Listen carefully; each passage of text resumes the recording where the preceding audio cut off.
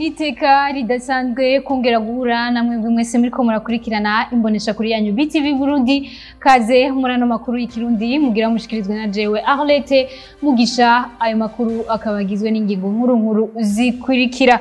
Leta y'u Burundi ngwirakwiye kugarukana ubushikiranganje butunganya imigambi kugira ngo bushike kwiterambere.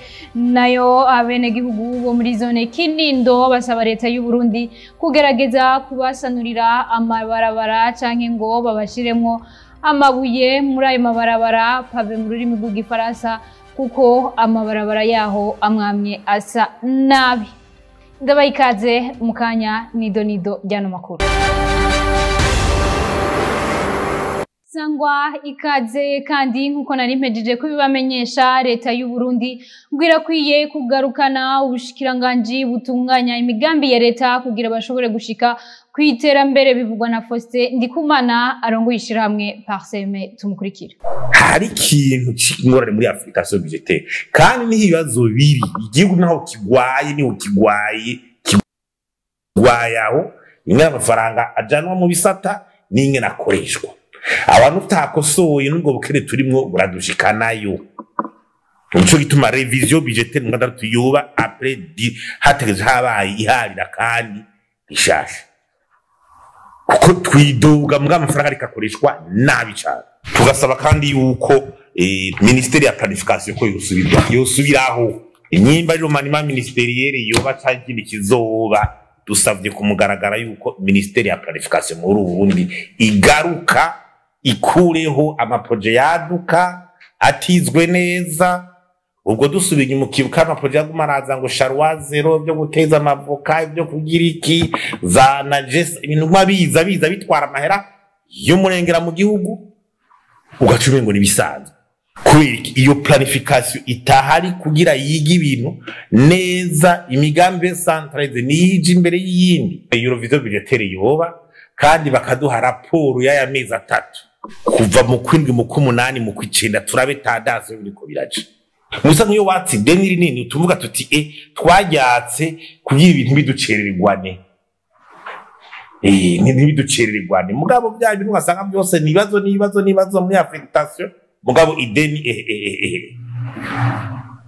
nabo berika kuvuga ngo amafaranga ngo yatoje ngo yiyongereye siko tubwira ngo yiyongereye yatojwe amataxi mashasha bayashize ko ibiciro byaduza abantu batubitse umukanda ari muri affectation n'ukuvunga abaganga bagiye tuko turabahemba amagupito reka araruka byangombwa bikwiye kuyariha amasuvasi. None hari ibintu bita ama service de base. Ico kintu nukuri nubwo hari umukene icambere ku mukene nukumenya gutunganya neza uburyo bukaba yaronsa kugira bugire ico bumari. Hamwe abahinga mu byo guharura comptable mu rurimi rw'igifaransa bukoresha ubuhinga bwa none hoboneka umusaruro mwiza. N'inkuru ya mugenzi wacu Jire Verne Nakimana. Urwego rw'abajeje ivy'ubutunzi banyamwuga mu Burundi Ordre des professionnels comptables du Burundi mu rurimi rw'igifaransa batunganije ikoraniro riba buri mwaka ku ncuro igira 8 ku civugo gukoresha ubuhinga bwa none mu vyo guharura ubutunzi mu Burundi. Gahungu Frederic arongoye iryo shirahamwe aratubwira icyatumye bahitamwo ico civugo. Ubu buhinga bwa none ntiburi mu mwuga w'abakontable gusa, ntiburi mu mwuga w'abatwara indege, ntiburi mu mwuga uri mu myuga yose kwisi. Gisata na kimwe cyo kwisi kitabukoresha. Rero no muri ubu by'abakontable byarateye imbere gose, baze gutera imbere gose kwisi yose ibyo bakoresha. Natwe rero twashobora gusigara inyuma, tegetswe kubwigisha abakontable bacu, tugabwigisha n'abandi bose kugira babukoreshe. Notanga nk'akarorero kihuta wamuzi unye kuriha amakori mu Burundi ari ibintu bazanye byitwa facturation électronique, barazanye ibintu bya télédéclaration na télépaiement. Facture igiye kuvaho burundu kwisi no mu Burundi, kuvuga ko ubuguze uzoca wandika n'akamashini muri obere bagacarara babimenya. Tutezo kubukoresha kujya nyine n'abandi bakoresha guharura amahera y'abantu, guharura amahera y'imbi banki, ukumenya amakori bariha, ingene bakwiye kuyahisha, ingene bakwiye kubikora bakoresheje ubuhinga bwa none. tukaba ico gituma rero twatoye icivugo c'uyu mwaka kugira dushobore kujana n'ibihe. Nyuma y'iryo koraniro Frederic Gahungu yiteze ko hazoba impinduka kuko hazoza harakoreshwa ibiharuro bikwiye. Hariho abakontable hakaba n'abatanga kode, hakaba n'abakora ibiharuro vya leta vyo guteza imbere igihugu. Abo bose bakoresha ibiharuro dukora kandi nibo dukorana. Ico gihe rero turiko turakorana bica bituma twebwe tumaze kubimenya nabo bakabimenya, n'ibiharuro bikora igihugu biceba vyiza, n'abatanga ikori bakaritanga neza, n'ibihano vyoba vyateguwe bigahagarara kugira ngo umunyagihugu atange ikori vyiza, ibiharuro biri mu gihugu bibe vyiza, ubutunzi bw'igihugu buharurwe neza, kugira ngo porogaramu ariko arakorwa akorwe neza. Urwego rw'abajejwe ivy'ubutunzi b'abanyamwuga rukaba rwatangiye gukora mu Burundi kuva mu mwaka wa 2006. Abenegihugu bo muri zone Kinindo basaba leta y'u Burundi kubasanurira amabarabara canke babashiremo amabuye muri ayo mabarabara pave mu rurimi rw'igifaransa kuko bafise amabarabara amwamwe mabi. Ni nkuru ya mugenzi wacu Benoit Sindayigwanya. Amwamwe mu mabarabara ya zone Kinindo ameze nabi cane bikonyurwa n'iyo imvura yaguye, aho usanga bigora cane abiyunguruza n'amaguru. Ayo mabarabara aba yuzuye ivyondo cane hamwe n'ibinogo usanga bikwiragiye hirya no hino.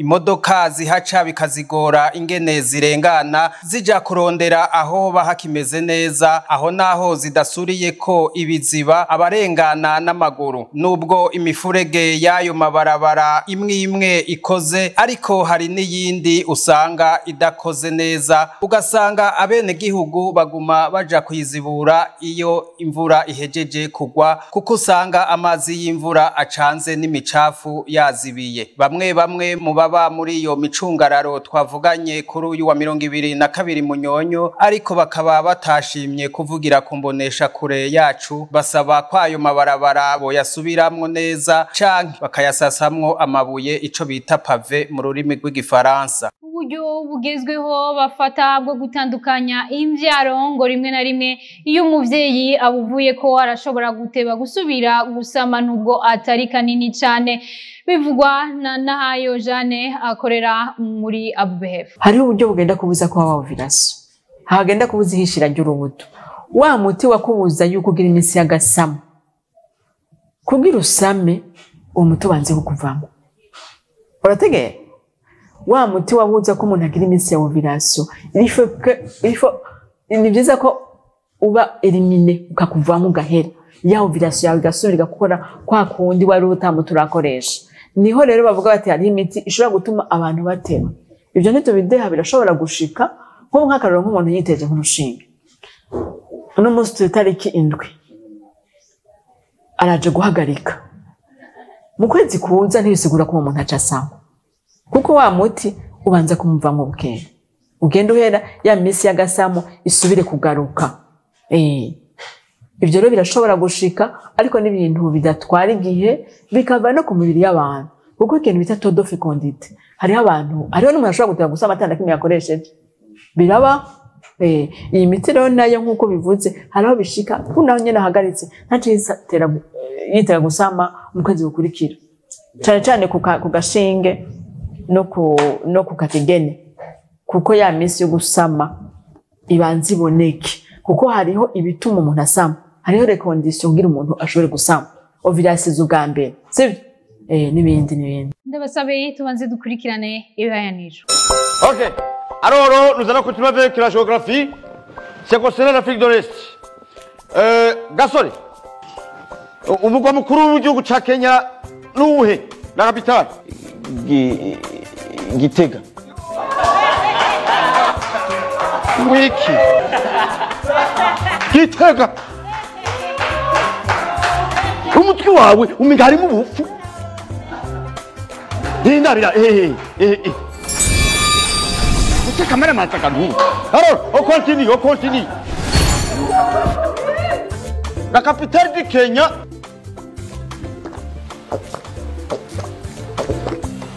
Monsieur, la capitale du Kenya s'appelle Nairobi. C'est la plus grande ville du pays avec plus de 4 millions d'habitants.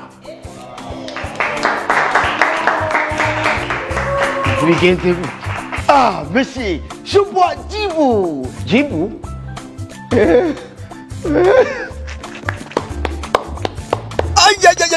Umwaka w'ishure mushasha urageze kandi ikiburiya bibagiye icupa ry'amaritiro 18 n'ibicicenda rigi ku mafaranga 12,500 gusa umva ko kabijya mufise ico mubaza twakuri kuri nomero 69 140 umwaka mushasha w'ishure na Djibou wewe. Amakuru yacu tuyabandanirize muyavugwa mu makungu tukaba tuyakesha Benoit Sindayigwanya. Leta ya Israeli yemeje mu gitondo cyo kuri uyu wa gatatu amasezerano yerekeye irekugwa y'abantu bari bagizwe imbohe n'umugwi w'iterabwoba Hamas nkuko tubisanga mu itangazo ryarungikiwe itororokanirizo ry'amakuru AFP na leta ya Israeli. Iyo leta yemeje ingingo zikomeye z'intambwe ya mbere aho abantu bashika 50 bagizwe ahanini n'abakenyezi n'abana bazorekugwa mu kiringo c'imisi 4. Abantu hafi amajana 240 nibo bagizwe imbohe n'umugwi Hamas mu gitero wagavye kuri Israeli ku wandwi gitugutu uyu mwaka. Imbere y'inama yahuza izo mpande zibiri, Benjamin Netanyahu atwara igihugu ca Israeli yari yamenyesheje ko kurekura izo mbohe ari ingingo nziza. Umwe mu ndongozi zikomeye mu ngoro y'umukuru w'igihugu wa leta zunze ubumwe za Amerika akamenyesha ko muri izo mbohe 50 za Israeli zigiye kurekugwa, yizeye ko 3 bo muri leta zunze ubumwe za Amerika nabo bazoba barimwo. Imyuzurira ikomeye yateye mu gihugu ca Somalia yisha abantu bagera ku 50 yongera ituma abagera ku bihumbi amajana 7 bahunga amazu yabo, kandi ngo ibintu bishobora no kunyuka baravye imvura itari nke yitezwe kugwa kuri ano magenekerezo ya 21 gushika ku 24 Munyonyo. Igice benshi bita ngo ihembe rya Afrika kiriko kirahangana n'imvura ivanze n'imiyaga hamwe n'imyuzurira biriko vyica abantu batari bake, vyongera bituma ibihumbi n'ibihumbagiza by'abanyasomaliya bahunga izabo. Ivyo bikaba biterwa n'ihindagurika ry'ibihe ryahawe izina rya El Nino, aho mu gihugu ca Somalia imvura nyinshi cane yasambuye ikaba yarasambuye ibiraro, yongera itera imyuzurira mu bibanza bibamwo abantu. No kuri ayo makuru avugwa mu makungu dushiye dusozerera ko ano makuru yacu y'uno musi, ariko muhundire ndabasubiriremo ingingo nkuru zari ziyagize. Harakwiye kugarukanwa ubushikiranganje bwo gutunganya imigambi ya leta kugira ngo leta y'u Burundi ishike kwiterambere. Nayo abenegihugu bo muri zone Kinindo basaba leta y'u Burundi kubasanurira amabarabara canke ikabashiramwo amabuye muri ayo mabarabara bave mu rurimi rw'igifaransa kuko ayo bafise amwamwe asa nabi. Nino ngaho duciye dusozerera ano makuru yacu y'uno musi. Ndabashimire mwebwe mwese mwariko murayakurikirana, mugira ibihe byiza mu banyu no mu byanyu, murakoze.